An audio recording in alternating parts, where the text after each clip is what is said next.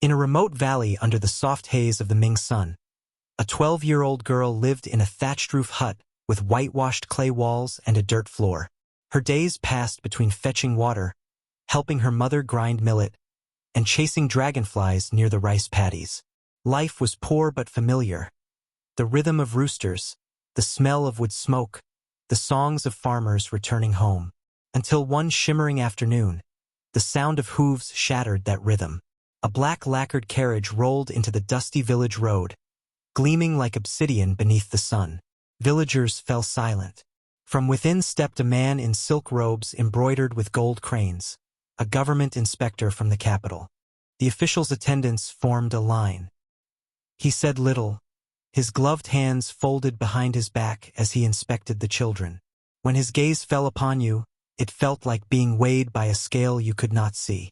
He lifted your chin, checked your teeth, your posture, your feet, the small, unbound feet of a peasant's daughter. No words were exchanged, only a pouch of silver pressed into your father's trembling hands. He did not look at you. That was the moment your name ceased to belong to your family. You were not sold for marriage nor labor, but chosen for the inner court of the emperor. You left at dawn, barefoot, carrying nothing but the weight of uncertainty. Along the dirt road, other girls joined, some crying, others hollow-eyed. Soldiers on horseback rode beside the carriages, spears upright, faces blank. The journey lasted days, through mountains, rivers, and the vast plains of northern China, until crimson walls rose from the mist like a dream too large to understand. Beijing, the forbidden city, the largest palace on earth, yet to you it felt like a tomb waiting to close. The moment you entered, the noise of the world outside ended. Eunuchs, pale, powdered, and cold, led you into a marble-floored chamber. Stripped of your travel rags, you and dozens of girls stood trembling under lantern light. Every inch of your body was examined, your skin, hair, and even the curve of your spine. A girl with a birthmark was dismissed. Another fainted and was dragged away. When your turn came, the inspector nodded once. Your small feet were deemed promising. That night they were bound. You screamed until your voice cracked, but no one came.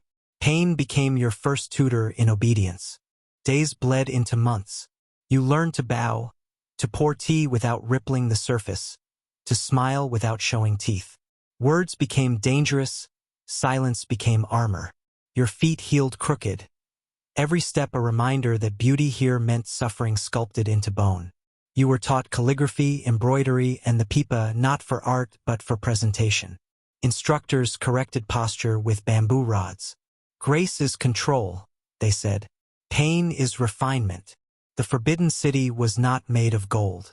It was built from silence, discipline, and the erased voices of hundreds of girls before you. At 13, you were no longer a newcomer. You served higher-ranked women, pouring their tea, brushing their hair, obeying every gesture. They barely acknowledged your existence. Yet beneath their painted calm, the air crackled with rivalry. One wrong glance, one slow movement could be fatal. You watched girls disappear overnight, their beds empty by morning. No one asked why. You began to understand the first rule of survival: invisibility. To remain unseen was to remain alive. 3 years passed. You were 16 when the unimaginable happened. A eunuch approached your quarters and spoke the words that froze every woman's breath. The emperor summons you tonight. Fear and disbelief mingled as attendants bathed and dressed you in robes of pale jade silk. You were carried through moonlit courtyards toward chambers where even whispers dared not enter.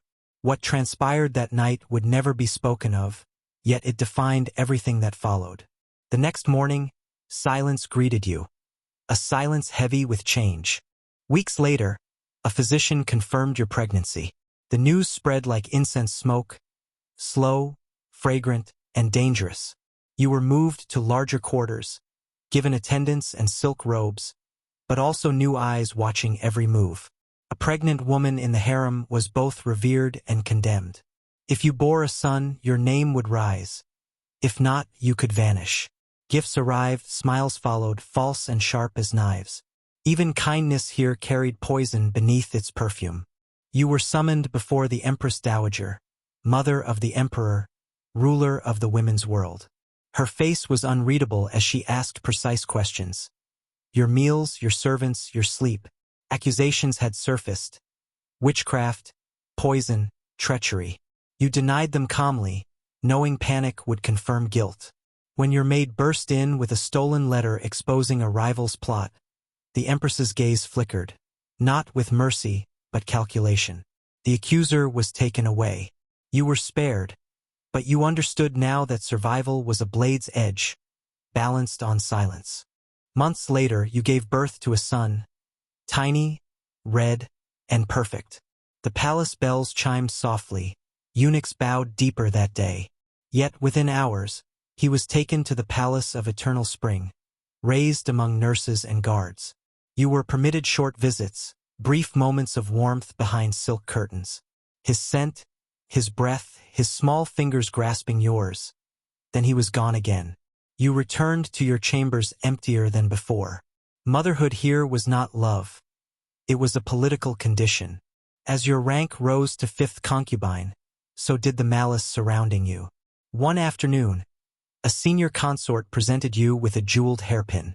The metal gleamed like moonlight. You declined politely.